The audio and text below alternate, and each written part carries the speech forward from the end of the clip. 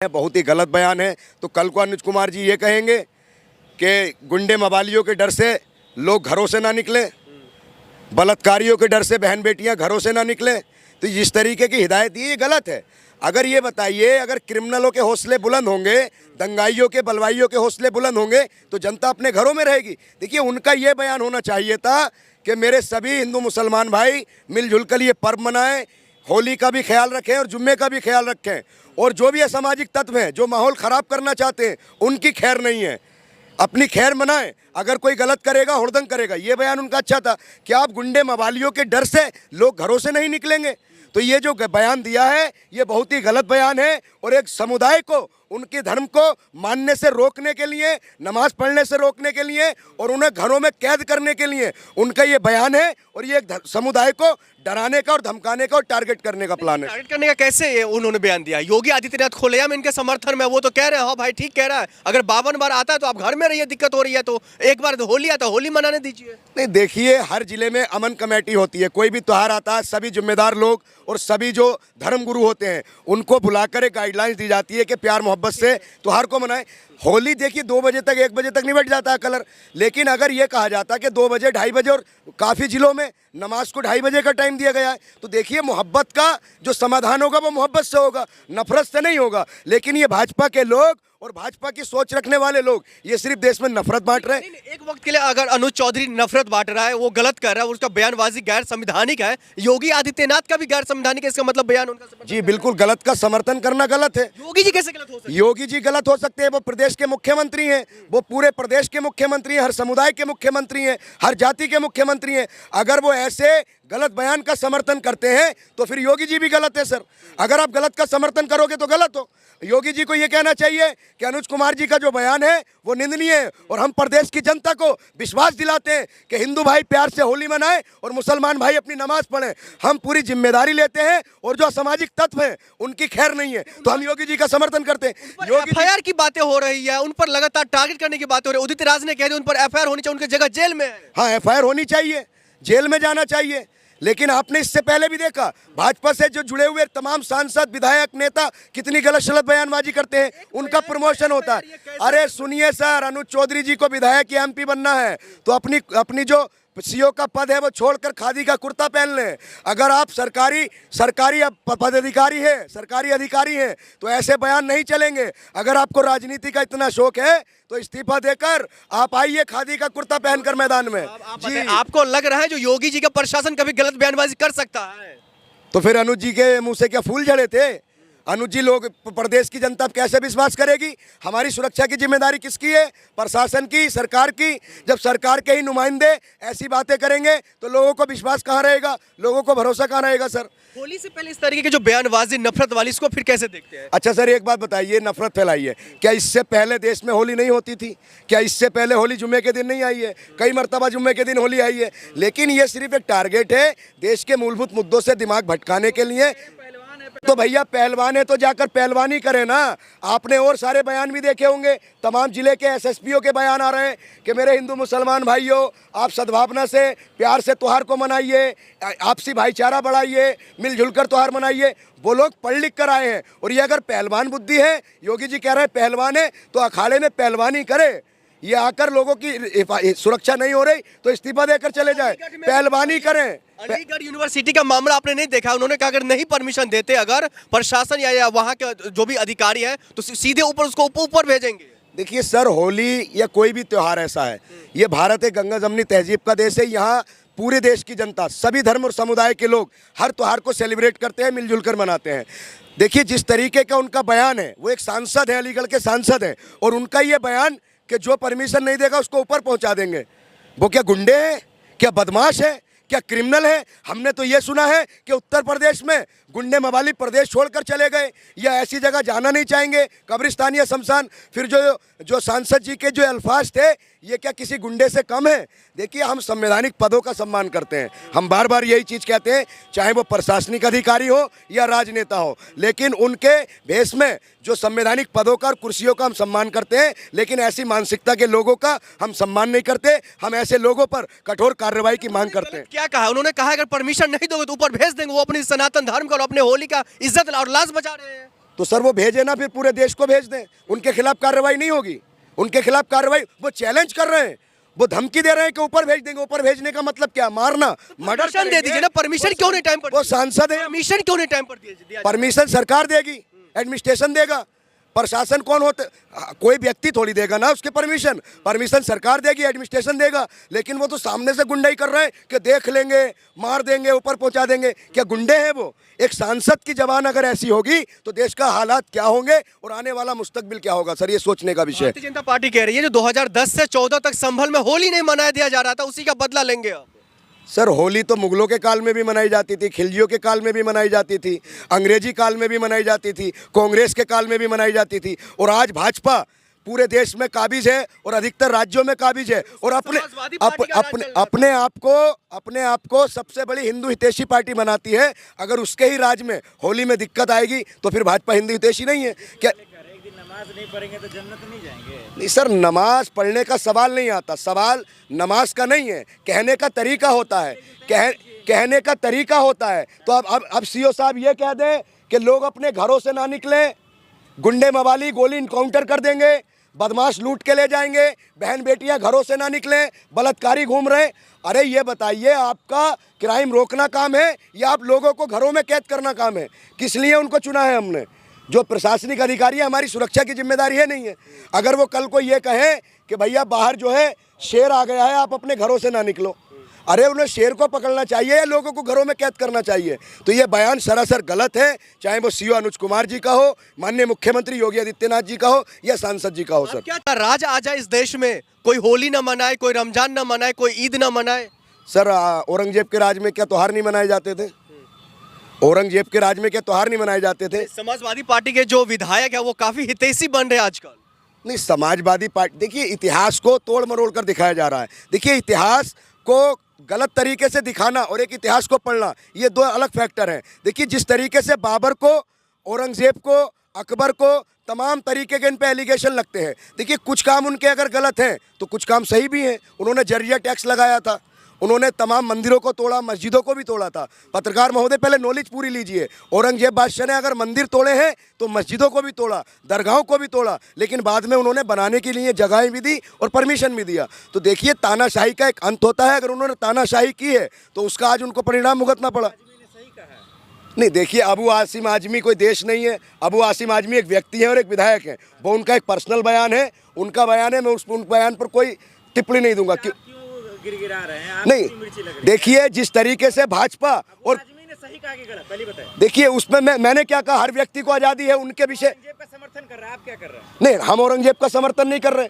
हम ये कह रहे हैं कि औरंगजेब की और जो शिवाजी महाराज की लड़ाई थी वो कोई धार्मिक लड़ाई नहीं थी, वो राजनीतिक लड़ाई थी। अगर धार्मिक लड़ाई होती तो औरंगजेब की सेना में जो खास लोग थे, जो खास सिपा सलार थे, वो हिंदू नहीं होते, ब्राह्मण नहीं होते। और अगर शिवाजी महाराज के साथ जो पठान थे, जो मुसलमान थे, वो नहीं होते। वो एक राजनीतिक लड़ाई थी। इस गिरफ्तार हो, अगर उन्होंने गलत कहा है, उनके बयान गलत संज्ञान आते हैं तो गिरफ्तार होने चाहिए। हम गलत का समर्थन नहीं करते। भेज दीजिए यूपी में इलाज। नहीं, योगी जी कौन होते हैं इलाज करने वाले? अरे मुख्यमंत्री योगी जी सुप्रीम कोर्ट से बड़े तो नहीं है, योगी जी संविधान से बड़े तो नहीं है। अगर इलाज ही करना है, अगर औरंगजेब का जिक्र करने से या उनकी तारीफ करने से अगर अबू आसिम आजमी का इलाज हो सकता है तो राजस्थान की जो मुख्यमंत्री है दिया कुमारी जी, उनका परिवार मुगलों का बहुत करीबी रहा, उनके सिपा सलार रहे, उनकी रियासतों को संभाला, तो फिर इस हिसाब से उनका भी इलाज होना चाहिए। अरे भैया वही हिसाब है कि आपका कुत्ता टॉमी और हमारा कुत्ता कुत्ता। ये आप दलाली मत कीजिए, देश को भड़काइए मत, जो सही है उसका समर्थन कीजिए। योगी जी कोई देश नहीं है, योगी जी कोई कानून नहीं है, संविधान नहीं है जी। मिट्टी में मिला रहे हैं ना? किसको मिला रहे हैं मिट्टी में सर? नहीं देख रहे आप? किसको मिला रहे हैं? समर्थक है औरंगजेब के समर्थक राजस्थान में है सबसे ज्यादा। आप भाजपा उसको मुख्यमंत्री बनाई पड़ी है, उनको मिट्टी में कब मिलाएंगे? मुगलों की जो इमारतें हैं इनको मिट्टी में कब मिलाएंगे? कब मिलाएंगे मुगलों की इमारतों को मिट्टी में? ये सवाल पूछता हूं मैं आपके चैनल के माध्यम से, कब मिलाएंगे? जो मेरे देश के प्रधानमंत्री हर 15 अगस्त और 26 जनवरी पे लंबा चौड़ा भाषण देते हैं, वो लाल किला किसने बनाया है? ताजमहल किसने बनाया है? बताइए। कुतुब मीनार किसने बनाया है? ये जो इमारतें हैं तो फिर इनको भी तोड़ दीजिए। देखिए सर, ये सिर्फ यही एक चीज़ है कि जब अपनी आप विफलता को छुपाने के लिए, अपनी नाकामी को छुपाने के लिए ऐसे मुद्दों में लोगों को उलझा दिया जाता है जो जनता इसी में उलझी रहे और देश के जो मूलभूत मुद्दे हैं उनसे ध्यान भटक जाए बस। देखिए जिस तरीके से काफ़ी लंबे समय के बाद वो जेल से बाहर आए हैं और सुप्रीम कोर्ट से उनकी जमानत हुई है। देखिए हर व्यक्ति को कानून में विश्वास होता है और जिस तरीके से उनके सब मुकदमों में उनको बेल मिली है और जल्दी जिस तरीके से पूरा उनके समर्थकों में जो खुशी दौड़ी है, बहुत अच्छी बात है। और चुनाव से पहले आजम खान के बेटे का आना ये एक बड़ा संकेत है। तो क्या लगता है आजम खान की रिहाई भी आसान होगी अब? देखिए जिस तरीके से मांग की है कि उनके जितने भी मुकदमे हैं उनकी जांच होनी चाहिए और एक बार जांच होनी चाहिए, क्योंकि उन पर बहुत सारे ऐसे मुकदमे लगे हुए हैं तो तमाम तरह के छोटे छोटे एलिगेशन लगे हैं, सैकड़ों की तादाद में मुकदमे हैं और पूरे परिवार को उनके जेल में डाला गया था। उनकी जो पत्नी थी राज्यसभा सांसद तंजीन फातिमा जी, उनको काफ़ी टाइम पहले जमानत मिल गई है और अब उनके बेटे अब्दुल्ला आजम भी आए हैं। तो जो आजम खान ने कहा था कि ये इंसाफ नहीं है, फैसला हुआ है, तो आजम खान ने कहा कि मैं जुडिशरी में भरोसा करता हूं और संविधान को और कानून को मानने वाला हूं और मुझे न्याय मिलेगा। तो जितने भी उनके मुकदमे हैं हम चाहते हैं कि उन मुकदमों की जांच होनी चाहिए और जिस तरीके से उन पर जो आरोप लगे हैं, अगर आरोप सिद्ध होते हैं तो आजम खान आरोपी हैं, अगर आरोप सिद्ध नहीं होते तो उनको बेल मिलनी चाहिए। सर क्या लगता है जिस तरीके से विधानसभा में भी आवाज़ उठी है उनकी रिहाई को लेकर, तो आप जल्दी बाहर आएंगे क्योंकि उनके बेटे आ चुके हैं? देखिए सर, वो कहते हैं कि देर आए दुरुस्त आए। समाजवादी पार्टी ने काफ़ी समय लगा दिया आजम खान की रिहाई को लेकर। जिस तरीके से ना विधानसभा में आजम खान के मुद्दे को उठाया और ना पार्टी उनके साथ खड़ी हुई। अगर पार्टी उनके साथ मजबूती से खड़ी होती, माननीय मुख्यमंत्री, पूर्व मुख्यमंत्री माननीय अखिलेश यादव जी अगर उनके साथ मजबूती से खड़े होते तो शायद आजम खान के परिवार को इतनी ज़्यादा प्रताड़ना नहीं झेलनी पड़ती और उन्हें पूरे परिवार के साथ जेल में नहीं रहना पड़ता। जिस तरीके से उनकी यूनिवर्सिटी का मामला हो या उनके परिवार का मामला हो या उनके करीबियों का मामला हो, जिस तरीके से उस व्यक्ति जो शिक्षाविद व्यक्ति है जिसने शिक्षा का मंदिर बनाया, उस व्यक्ति के साथ इतना ज़्यादा सरकार ने जो उत्पीड़न किया है, ये बहुत ही निंदा का विषय है। और समाजवादी पार्टी की लीडरशिप को ये सोचना पड़ेगा कि एक ऐसा मेंबर जो पार्टी का फाउंडर मेंबर हो, जिसने पार्टी को अपना खून दिया हो, उस व्यक्ति को इतना नज़रअंदाज किया और इतने टाइम से वो जेल में बंद है। तो ये सर सोचने का विषय है और अखिलेश यादव जी को इस पर चिंता करनी चाहिए। चंद्रशेखर आजाद रावण लगातार उनको लेकर के बयानबाजी कर रहे हैं, लगातार ये कोशिश दर्शाने करे जो मैं उनके क्लोज हूँ, हो सकता है वो जो है जेल से बाहर निकले बाद मेरे साथ आ जाए। देखिए सर, जब चंद्रशेखर जी पर हमला हुआ था तो आजम खान उस वक्त जेल से बाहर थे, तो वो अपने पूरे समर्थकों के साथ चंद्रशेखर से मिलने के लिए गए थे। उन्होंने कहा था अंदर चंद्रशेखर मेरा छोटा भाई है। फिर चंद्रशेखर अब्दुल्ला आजम से भी मिलाई करते हैं, उनके घर पर भी जाते हैं और सदन में भी उनके मुद्दे को उठाया और जहाँ भी उन्हें मौका मिला आजम खान के लिए उन्होंने रिहाई की मांग की है। और उन्होंने कहा है कि आजम खान के जो मुकदमे हैं उनकी जाँच होनी चाहिए, पूरी जांच होनी चाहिए कि एक व्यक्ति उसके ऊपर तमाम ऐसे ऐसे एलिगेशन है जो सोच से भी परे हैं। सर तो ये हो सकता है जो समाजवादी पार्टी से वो इस्तीफा दे करके जो है चंद्रशेखर के साथ आ जाए बीमार में। देखिए सर, वो उनका एक फैसला होगा। अब्दुल्ला आजम जेल से बाहर आए हैं, अब्दुल्ला आजम जेल से बाहर आए हैं। अब आजम खान की भी जमानत कुछ मामलों में हुई है और वो हो सकता है जल्द बाहर आ जाएंगे। हिंदू विरोधी के जेल से बाहर निकलने से जश्न क्यों मना रहे हैं? ठीक तो था जेल में। सर हिंदू विरोधी कौन है? ये आजम खान सब देखे नहीं कैसे बर्बाद हो गए। सर आपको पता है इस बार कुंभ में कितने ज्यादा हादसे हुए? कुंभ का नाम आप अपने नहीं, आपने हिंदू विरोधी कहा ना, आजम खान को हिंदू विरोधी कहा आपने हिंदू विरोधी कहा। मेरी नज़र में अगर पूरे देश में कोई सबसे बड़ा सेकुलर नेता है तो वो आजम खान है। आजम खान झुके नहीं।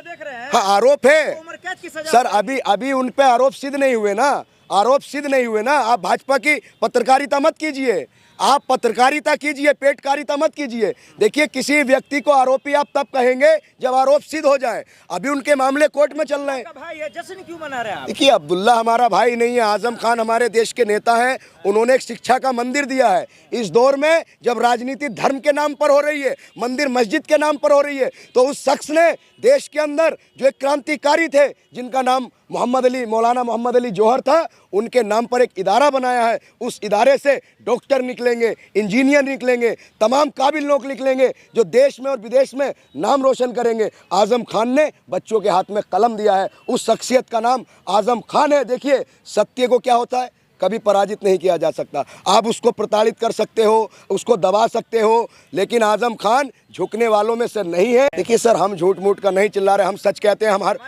पार्टी क्यों नहीं जश्न मना रही? देखिए क्यों खुशी ना मना रहा? देखिए अब वो पार्टी का विषय है। आजम खान एक बहुत बड़े लीडर है। आजम खान जब जेल से छुटकर आएंगे वो क्या उनका फैसला होगा। देखिए जिस तरीके से उनके बेटे तो जश्न मना लेते। अखिलेश है, चाचा शिवपाल है, डिम्पल है। तो देखिए वो पार्टी का एक अपना मामला है, एक आंतरिक मामला है। अब मैंने क्या कहा कि समाजवादी पार्टी अगर आजम खान के परिवार के और आजम खान के साथ अगर मजबूती से खड़ी होती तो शायद आजम खान का वजूद खत्म हो गया, मिट चुका है। आजम खान का वजूद खत्म हो गया, मिट चुका है। सर आजम खान ऐसे शख्स है पूरे देश के अंदर जो एक ही कंस्टिट्यूएंसी से 10 से 11 बार एमएलए रहे हो, सांसद बने हो, राज्यसभा के सांसद रहे हो, तमाम बार मिनिस्टर रहे हो। और जब आपको मालूम है उत्तर प्रदेश में समाजवादी पार्टी की सरकार थी और कुंभ का आयोजन हुआ था, तो वो आयोजन किसके हाथ में था? आजम खान के। पूरे देश, सुनिए, पूरे देश के साधु संतों ने आजम खान की तारीफ की थी। योगी का खौफ देखिए, समाजवादी पार्टी का बोलती बंद है, जेल से रिहा होने पर जश्न नहीं मना रहे, स्वागत तक नहीं है। देखिए वो पार्टी का एक अपना विषय है, उनको क्या करना चाहिए क्या नहीं करना चाहिए, लेकिन हम आपके चैनल के माध्यम से कह रहे हैं आजम खान जल्द रिहा होंगे। उनके जो मुकदमे हैं उसकी जांच होगी और जांच में आजम खान बिल्कुल बाइज्जत बरी पाए जाएंगे, क्योंकि जो व्यक्ति जिसने शिक्षा का मंदिर बनाया हो उसे भारत रत्न मिलना चाहिए था और वो बदकिस्मती से एक मुसलमान है। और भाजपा के राज में उन्होंने भाजपा से सवाल पूछा, सदन के अंदर उनसे सवाल करने की हिम्मत अगर किसी ने की थी तो वो आजम खान ने की थी। उन्हें भारत रत्न मिलना चाहिए था। मैं आपके चैनल के माध्यम से मांग करता हूँ। समाजवादी पार्टी में जगह है आजम खान अब्दुल्ला का?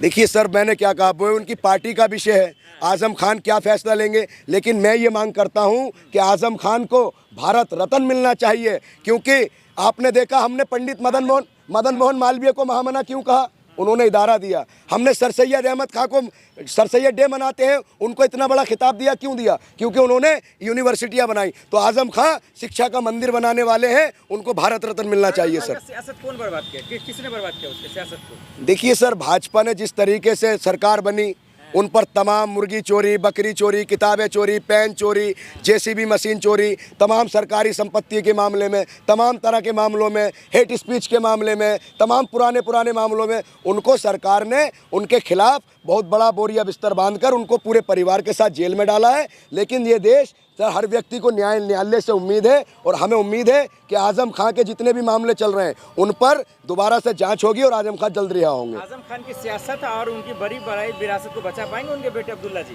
देखिए वो तो सर वक्त बताएगा, आने वाला समय कैसा होगा। अब्दुल्ला आजम 2 चुनाव लड़े हैं। अब अरे सर सुनिए, अब्दुल्ला आजम 2 चुनाव लड़े हैं और जो रामपुर का जो प्रिंस फैमिली है, जो नवाब परिवार है, उसके जो 30 साल से 25 साल से विधायक थे उनको हराया और दोबारा से फिर जीते। और आजम खान ने एक बात कही थी कि 140 करोड़ की आबादी में कोई ऐसा व्यक्ति नहीं है जो अब्दुल्ला को चुनाव हरा सके। चलिए आखिर में क्या कहेंगे अब्दुल्ला के रिहा होने पर? देखिए अब्दुल्ला रिहा हुए हैं, हमें बहुत खुशी है, तमाम उनके समर्थकों में भी खुशी है। तो देखिए न्यायालय ने जो उन्हें फैसला दिया है उनकी रिहाई का, और जल्द ही आजम खान भी रिहा होने वाले हैं। आजम खान जल्द रिहा होंगे और हम मांग करते हैं आजम खान को भारत रत्न मिलना चाहिए।